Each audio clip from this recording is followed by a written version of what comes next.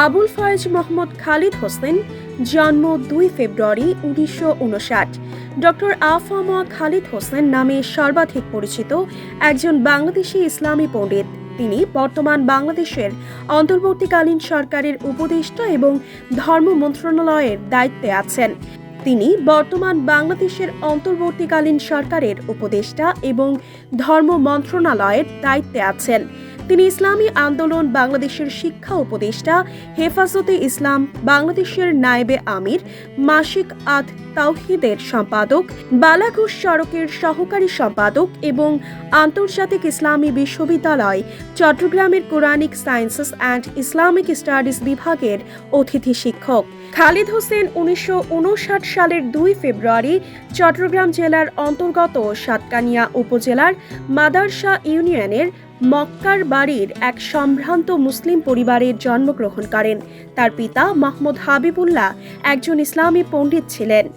বাবুনগর সরকারি প্রাথমিক বিদ্যালয়ে ভর্তির মাধ্যমে তার শিক্ষা জীবনের সূচনা হয়। এখানে তিনি 3য় শ্রেণী পর্যন্ত অধ্যয়ন করেন। 1969 থেকে 1971 পর্যন্ত তিনি আল জামিয়া আল ইসলামিয়া পটিয়ায় লেখাপড়া করেন। 1971 সালে সাতকানিয়া আলিয়া মাহমুদুল উলুম মাদ্রাসা থেকে প্রথম বিভাগে আলিম ও 1973 সালে ফাজিল পাশ করেন। তিনি এশিয়ান ইউনিভার্সিটি অব বাংলাদেশে 1.5 বছর খণ্ডকালীন অধ্যাপক, হারুন ইসলামাবাদীর আমলে আল জামিয়া আল ইসলামিয়া পটিয়ার বাংলা ভাষা ও সাহিত্য গবেষণা বিভাগে 4 বছর, সুলতান জৌক নদভীর আহ্বানে জামিয়া দারুল মাআরিফ আল ইসলামিয়ায় ওসিলাতুল ইলাম বিষয়ে 1 বছর শিক্ষক হিসেবে দায়িত্ব পালন করেছিলেন। ছাত্র জীবনে দৈনিক সংবাদ, দৈনিক বাংলার বাণী ও দ্য বাংলাদেশ টাইমস এর পটিয়া মহকুমা সংবাদদাতা এবং দ্য নিউ ন্যাশন বিশ্ববিদ্যালয় প্রতিবেদক হিসেবে দায়িত্ব পালন করেছিলেন।